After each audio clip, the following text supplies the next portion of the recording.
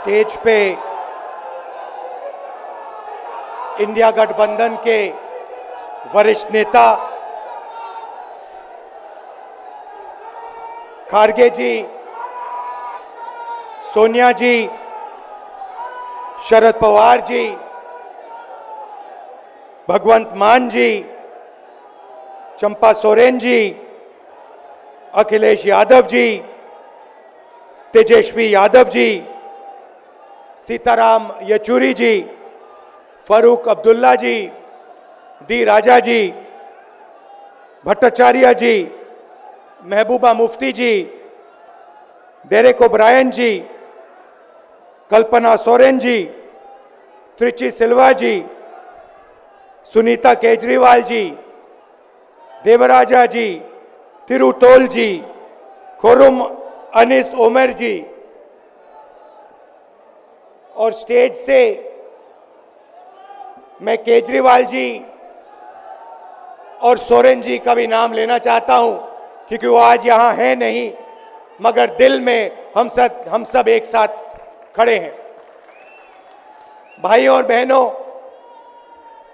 India गठबंधन के कार्यकर्ताओं, आप सबका यहां बहुत बहुत स्वागत, नमस्कार।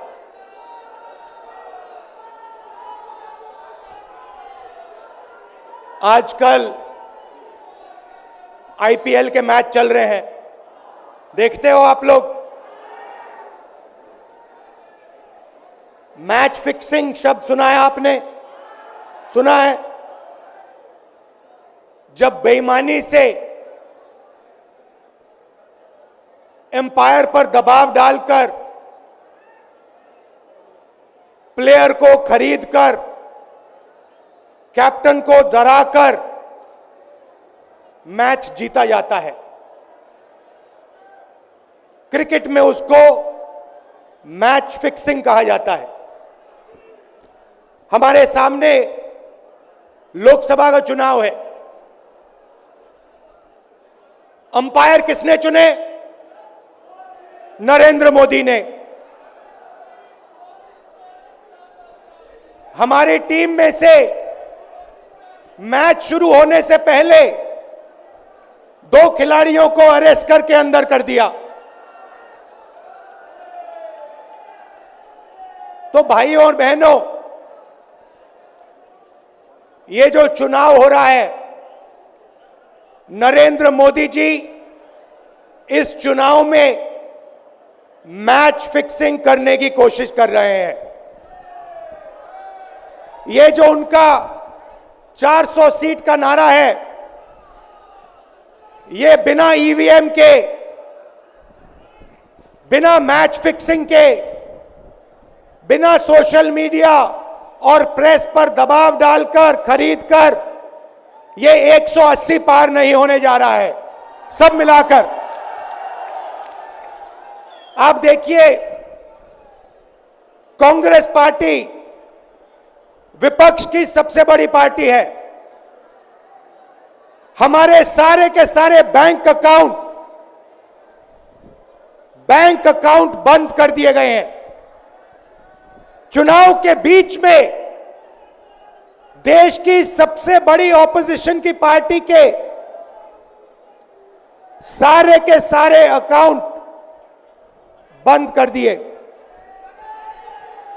हमें कैंपेन चलाना है, हमें लोगों को प्रदेशों में भेजना है,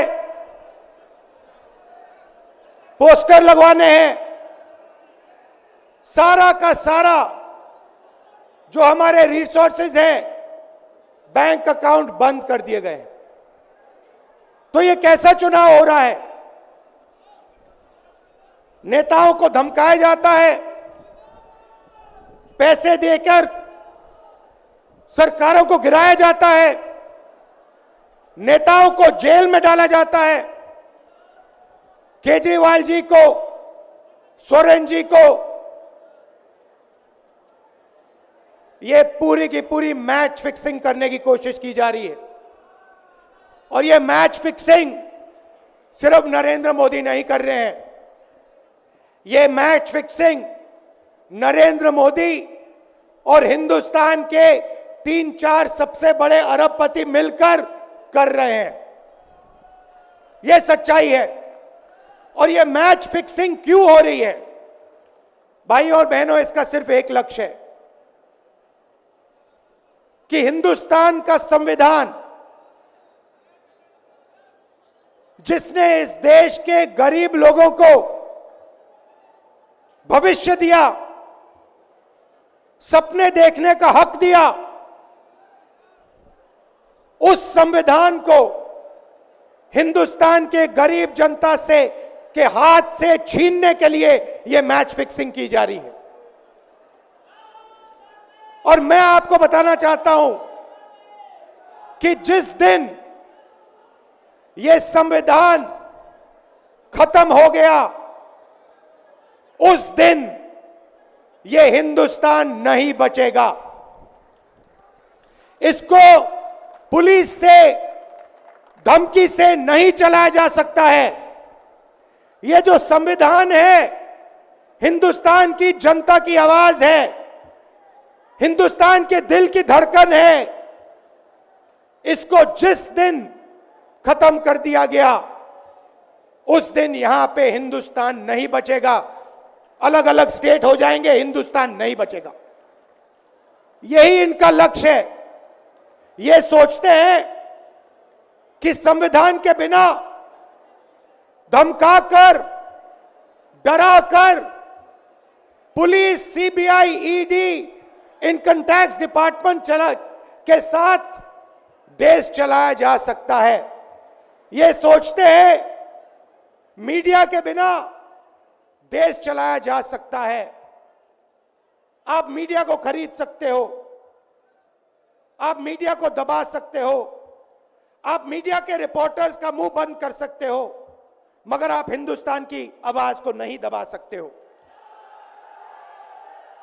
इस आवाज को कोई नहीं दबा सकता। दुनिया में कोई ताकत नहीं है जो इस आवाज को दबा सकती है। भाइयों और बहनों, बीजेपी के एमपी ने कहा कि जैसे ही हम चुनाव जीतेंगे, मैच फिक्स करके 400 सीटें जीतेंगे, वैसे ही हम संविधान को बदल देंगे, संविधान को रद्द कर देंगे। यह ऐसे ही नहीं बोला गया। यह टेस्ट करने के लिए, आइडिया टेस्ट करने के लिए बीजेपी के एमपी ने बोला है। यह लड़ाई संविधान को बचाने की लड़ाई है। जैसे अखिलेश जी ने कहा, संविधान चला जाएगा, गरीबों के हक चले जाएंगे, आरक्षण चला जाएगा,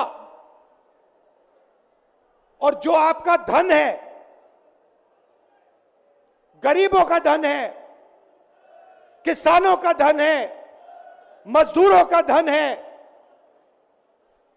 वो 5-6 लोगों के हाथ में चला जाएगा। नोटबंदी की, जीएसटी लागू किया। मुझे बताइए, जीएसटी से, नोटबंदी से किस गरीब व्यक्ति को फायदा हुआ?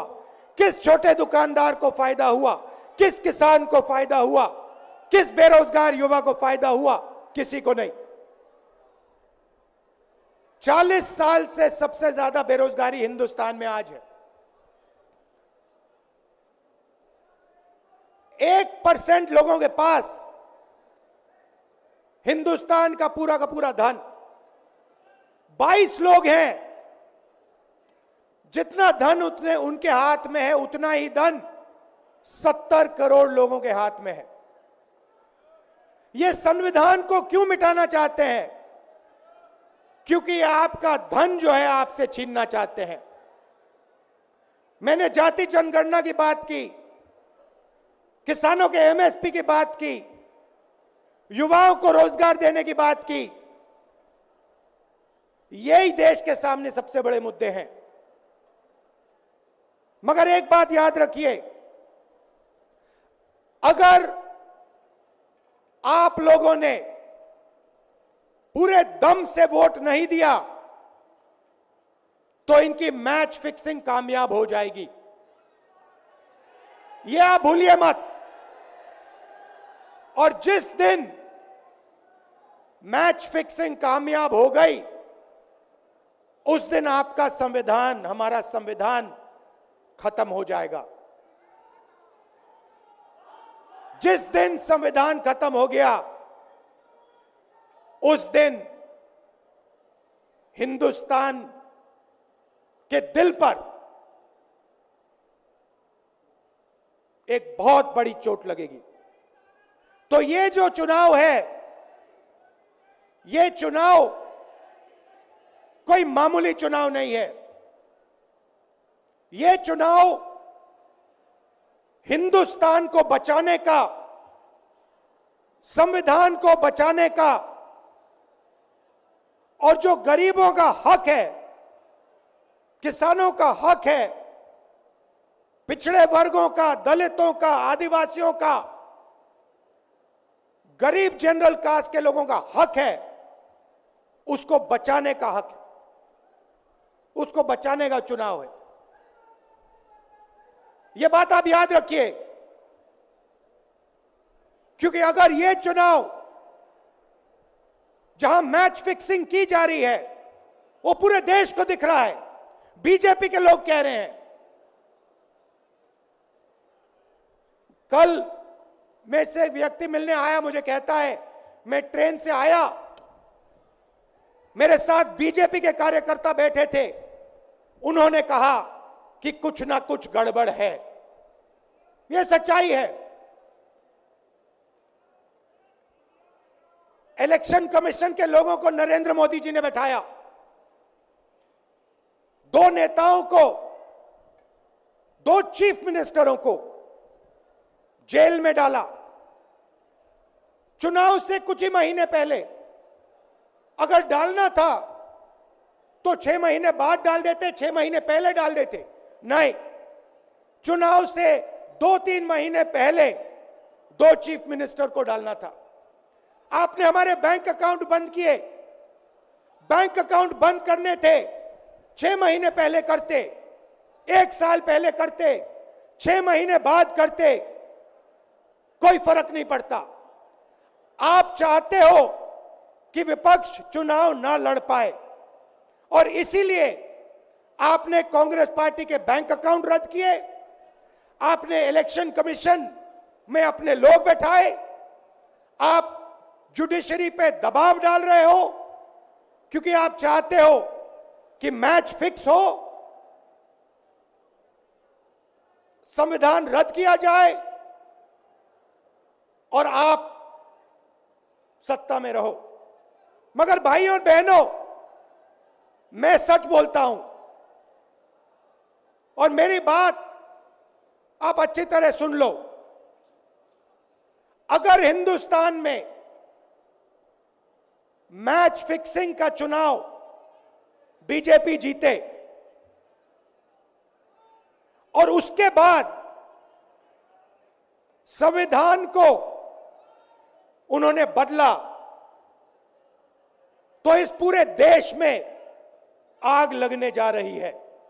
जो मैंने कहा याद रखो, यह देश नहीं बचेगा। यह चुनाव